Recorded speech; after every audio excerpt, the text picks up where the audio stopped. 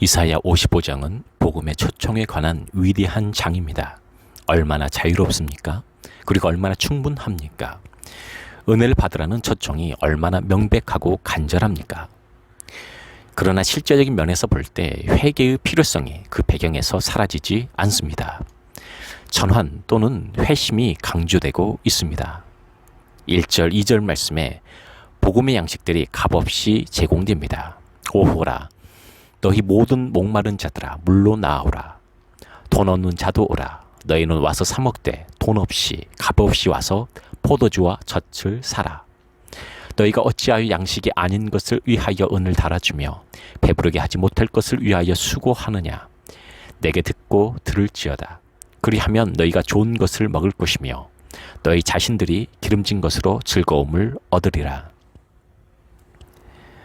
3절 4절에는 구주가 제시되고 선포됩니다. 너희는 귀를 기울이고 내게로 나와 들으라. 그리하면 너희의 영혼이 살리라. 내가 너희를 위하여 영원한 언약을 맺으리니 곧 다윗에게 허락한 확실한 은혜니라. 보라, 내가 그를 만민에게 증인으로 세웠고 만민의 인도자와 명령자로 삼았나니.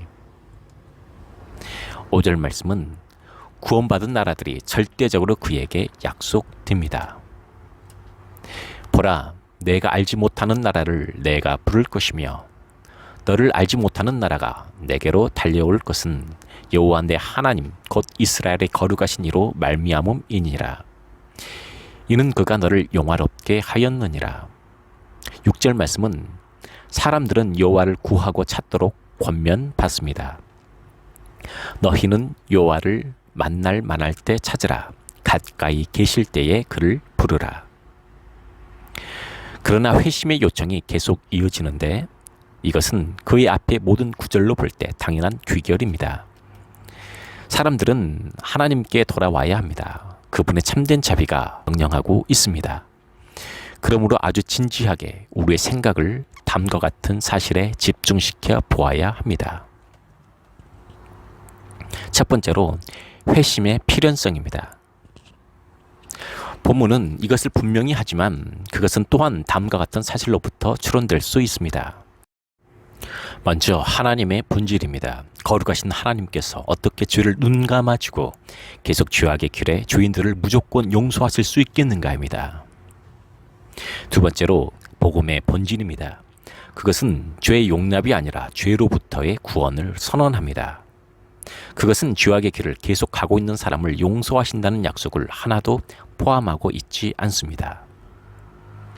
세 번째로 과거 사실들입니다. 완고하게 죄의 길을 고집하는 사람에게 용서가 주어진 신뢰는 하나도 없습니다. 회심은 항상 구원과 함께 갑니다. 네 번째, 사회의 필요입니다. 완강한 죄인에게 자비를 베푸는 것은 우주의 공공복리에 유배되는 것입니다. 죄는 처벌되어야 하며 그렇지 않으면 덕이 소멸되고 말 것입니다. 다섯 번째, 죄인 자신의 행복이 죄를 금지하거나 그에 대한 형벌을 느낄 것을 요구합니다. 완고하게 죄 가운데 살면서 하나님의 용서에 대한 의식을 누리려고 하는 것은 그가 죄인임을 확증하고 죄 자체는 그 형벌보다 더 극악한 악이 될 것입니다. 여섯 번째로 성령의 사역이 죄를 피하게 할 것입니다. 왜냐하면 그분은 성결케 하시는 분이시기 때문입니다. 일곱 번째로 우리 주 예수 그리스도의 목적이 죄를 압도할 것입니다. 왜냐하면 그분은 죄로부터 구원을 하시기 위해서 오시기 때문입니다. 여덟 번째로 천국의 성격이 하나님과 거룩한 천사들과 완전한 성도들이 거하는 거룩한 곳에 들어가기 전에 죄인의 본성이 새롭게 되고 그의 삶이 순화될 것을 요구합니다. 마태복음 18장 3절은 너희가 돌이켜 어린 아이들과 같이 되지 아니하면 결탄코 천국에 들어가지 못하리라라고 기록되어 있습니다. 두 번째는 회심의 본질에 집중해야 합니다. 그것은 삶과 행위를 다루는 것입니다. 사람의 길은 담과 같습니다. 그의 자연적인 길은 내버려 두면 자동적으로 뛰어 들어가는 길입니다. 그의 습관적인 길은 그가 자주 가는 길입니다.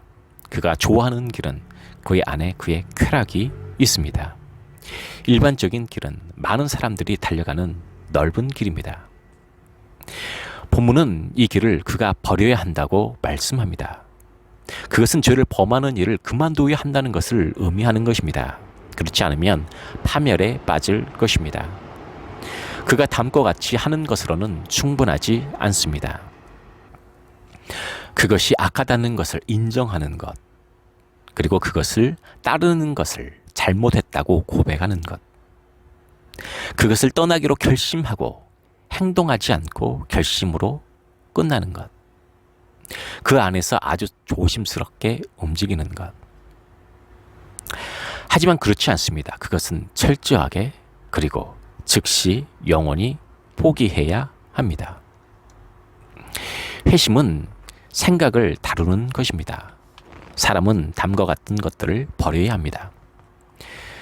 그를 인도하는 그의 명상들, 즉 죄악 가운데서 쾌락을 찾기 위한, 자만과 자기 만족에 탐닉하기 위한, 하나님에 관한 잘못된 생각들을 숨기기 위한 것입니다.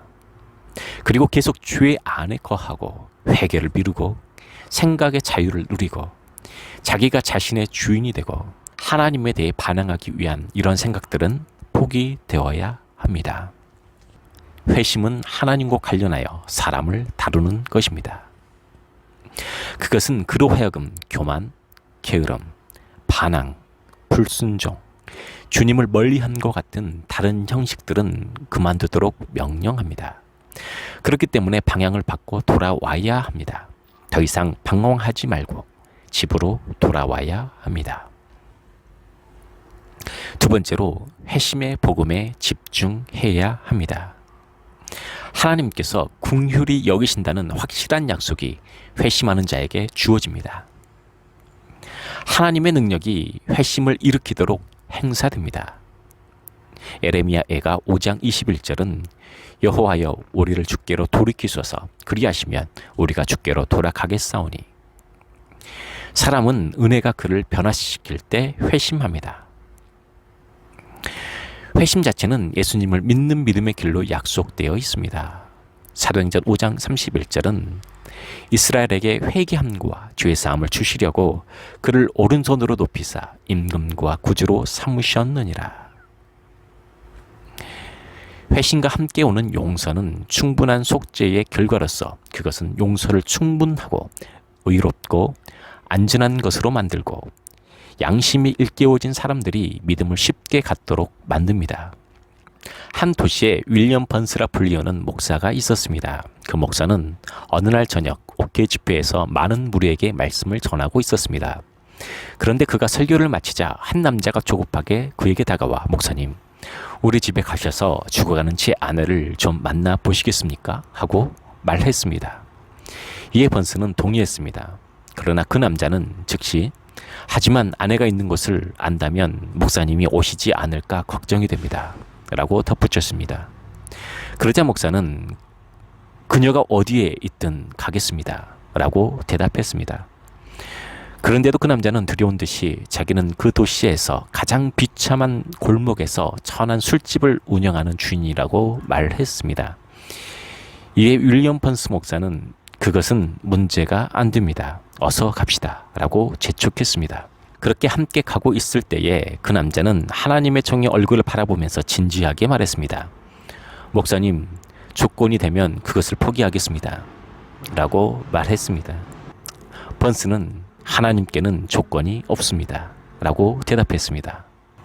두려워 떠는 이 불쌍한 술집 주인이 자신의 영혼의 상태와 구원의 길에 대해 번스와 대화를 나누려고 가진 예를 다 썼지만 그는 하나님에게는 조건이 없다는 말 외에 다른 말을 해줄 수가 없었습니다. 드디어 술집에 도착했습니다. 그들은 그것을 통과하여 아내가 있는 방으로 들어갔습니다. 죽어가는 부인과 함께 대화를 나눈 후 번스 목사는 기도를 하기 시작했습니다. 기도하는 동안 술집 주인은 방을 나갔고 곧 시끄러운 소리가 들렸는데 큰 망치로 무엇인가를 힘차게 계속 내리치는 것 같았습니다. 기도하고 있는 엄숙한 시간과는 전혀 어울리지 않는 소리가 났기 때문에 번스는 이상하다고 생각하여 밖으로 나가 보았습니다. 그 소리는 술집 간판을 내리치는 소리였습니다. 그리고 그 간판의 천이 갈갈이 찢겨 길 위에 나뒹굴고 있는 것이 보였습니다. 그 이후 그 남자는 진지하게 자신의 천박한 술집으로부터 완전히 등을 돌리고 자기에게 공유를 베푸심으로 자신의 모든 죄를 사하신 하나님께로 돌아왔습니다. 그 이후 그의 삶은 그의 회심이 거짓이라 의심할 만한 그 어떤 상황도 전혀 찾아볼 수 없었습니다. 여러분, 회심은 이처럼 철저하고 근본적이어야 합니다. 그렇지 않으면 아무 소용이 없게 될 것입니다. 만일 여러분이 계속 죄악 가운데 거한다면 철저하고 두려운 파멸이 그 결과로 오게 될 것입니다. 이 시간 여러분의 삶의 과정에 전환점이 도래하기를 바랍니다. 하나님께서는 돌아오라 라고 말씀하고 계시는데 무엇이 여러분을 방해하고 있습니까? 예수 그리스도께서 은혜를 주셔서 모든 죄인들이 내면의 생각과 외면의 길에 전적인 변화가 필요함을 깨닫게 되기를 소망합니다.